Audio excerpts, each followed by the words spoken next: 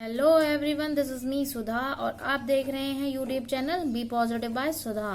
कल मैंने आपको बताया था रिश्तों के बारे में कुछ कि जो रिश्ते होते हैं वो कैसे होते हैं। आज मैं आपको बता रही हूँ कि रिश्ते को कैसे मजबूत बनाए जाएंगे। ठीक है, तो चलिए स्टार्ट कर देते हैं बिना टाइम गवाए।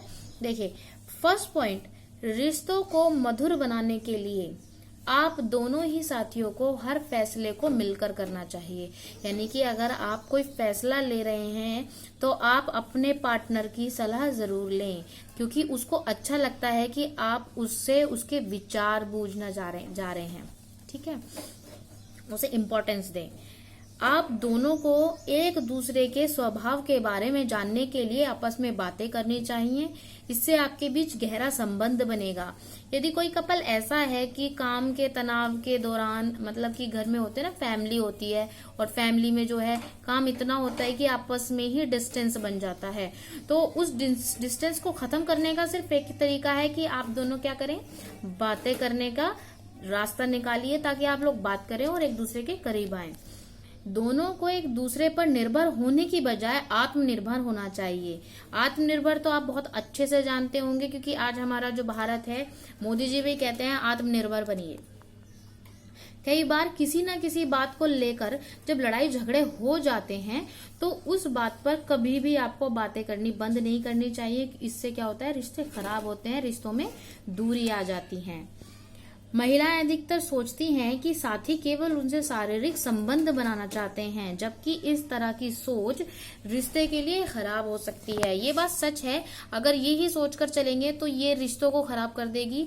पर कहीं ना कहीं ऐसा भी होता है कि कुछ लोग होते हैं ऐसे। अपने साथी पर थोड़ा सा ट्रस्ट कीजिए, और अगर पुरुष साथी सही मायने में केवल शारीरिक संबंध बनाने के लिए ही अपने साथी के पास आते हैं तो उनको अपनी सोच बदलनी चाहिए कि सिर्फ शारीरिक ही नहीं, भावनात्मक तरीके से भी अपने साथी को समझने की जरूरत है। क्योंकि अगर आप सिर्फ अपनी इच्छा को खत्म करने की कोशिश में उनके पास जाएंगे तो आपका तो मन हो जाएगा सही, लेकिन आपके रिश्तों में दरार पड़नी शुरू हो जाएगी।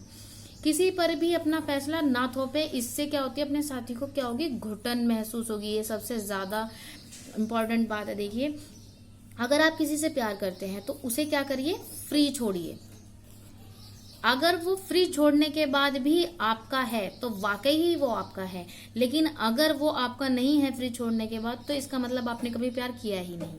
ठीक है, अपने साथी की अच्छाइयों की तारीफ करें और उनकी बुराइयों को दूर करने में कोशिश करें और उनकी मदद भी करें उनकी आदतों को बदलने में।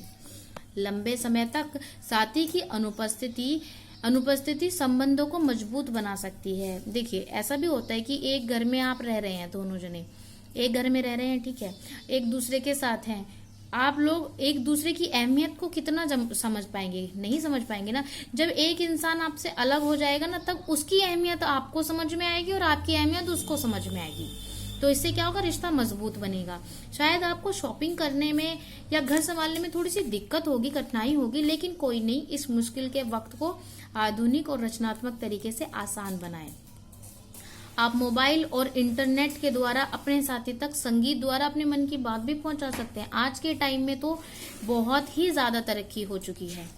ठीक है ना, तो चलिए गाइज, मिलते हैं कल। अगर आपको ये मेरे 9 पॉइंट्स आपको क्लियर लगे हो ना वाकई में, तो प्लीज मुझे कमेंट सेक्शन में जरूर बताइएगा कि मैंने ये सारी बातें सही कही हैं या गलत।